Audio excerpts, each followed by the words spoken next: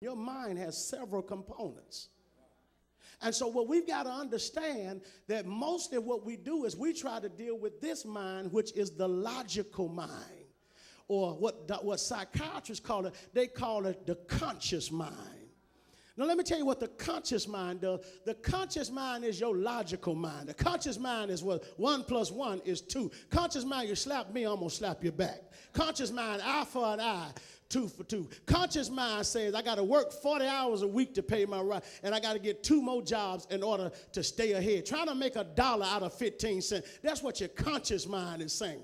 And so what happens is most of us, I'm speeding this up, most of us, praise the Lord, are simply functioning in our conscious mind. And our conscious mind is developed from the environments that we've been in, from the people that we give credit to, from the experiences that we have gone through. That's where our conscious mind is developed. And so what happens is we make decisions based on our conscious, but we've got to understand your conscious mind is only 10% of your mind. How many have heard that we only use a certain portion of our mind? What percentage?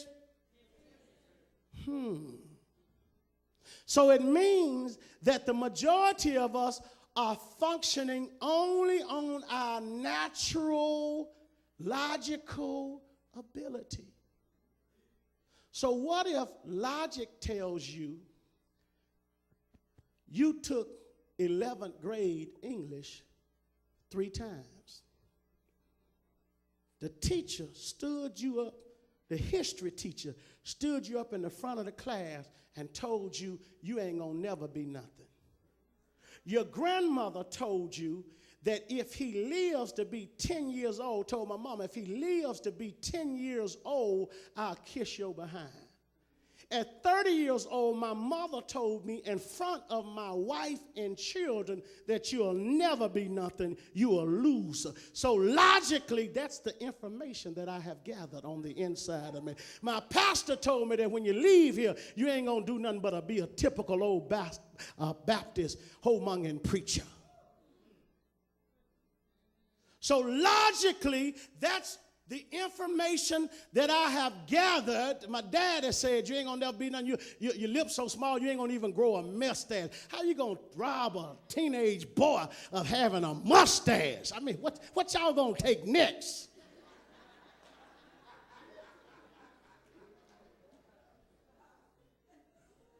So I got all of this information that's telling me that you ain't gonna be nothing. You ain't gonna have nothing. You ain't gonna do nothing. So I make decisions that are based upon my logical information. So some of you women, because you've been tampered with, because you never saw any of your relatives in a healthy marriage, because everybody in your family has either gotten a divorce or couldn't keep a man, or the man cheated on them, or beat it on them, logically, your mind has told you all you qualify for is a non-working gorilla pimp.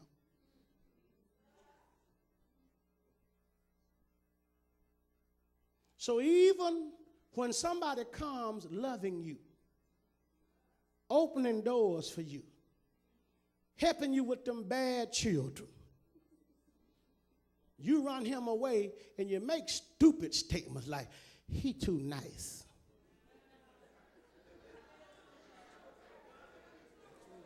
I'm preaching to somebody today. He don't know how to handle you. You don't know how to handle you. Why? Because logically, you don't qualify for a saved. The only good man that you qualify for is somebody else's husband.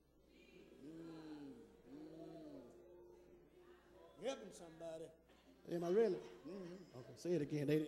You're helping somebody. All right, I'm helping somebody. I don't know who it is yet. But prophetically, he said somebody getting help.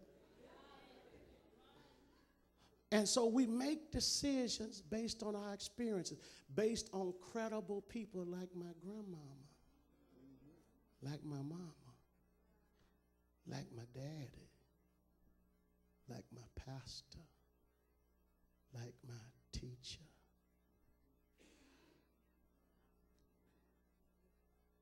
Natural. This is the naught times naught equals naught man. Not realizing that there's another man right here who can increase 9 times what we're producing right now. But guess what? This man won't even let you get to this man.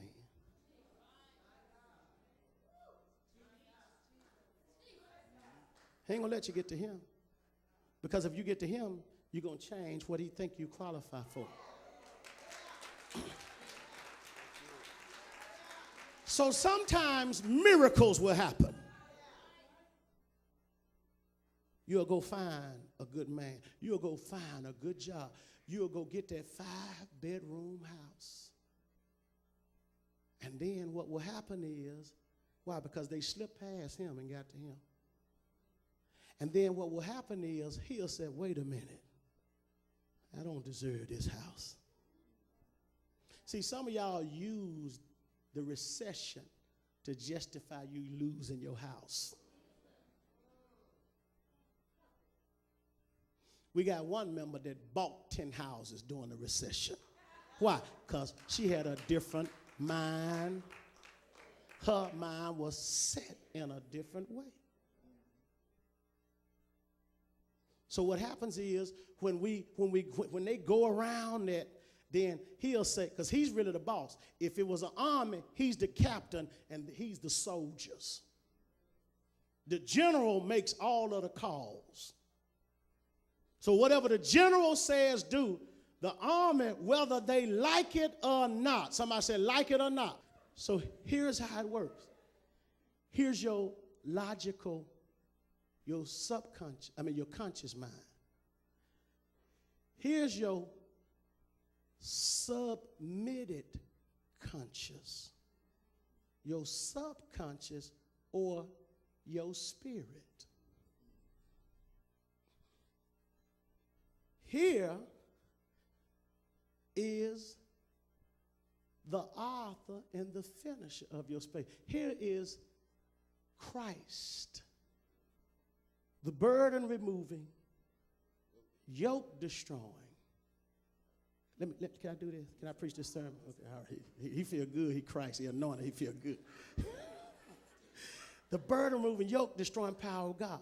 Here is anti-Christ. Come on, stay focused. I only got 2 minutes. He's anti. He is against your burdens being removed.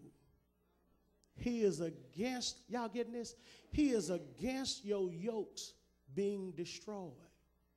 So whatever he tells him, he has to go to which Christ that will produce whatever he tells him.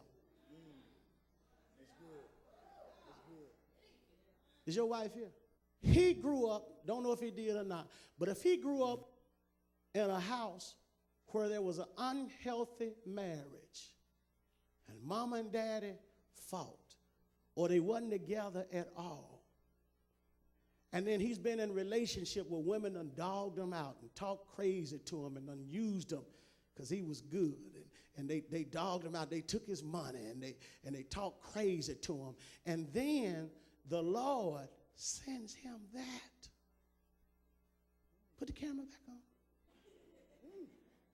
The Lord sends him that.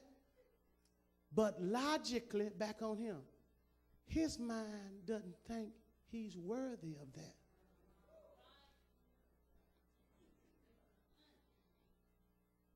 So what happens is a spirit of sabotage comes.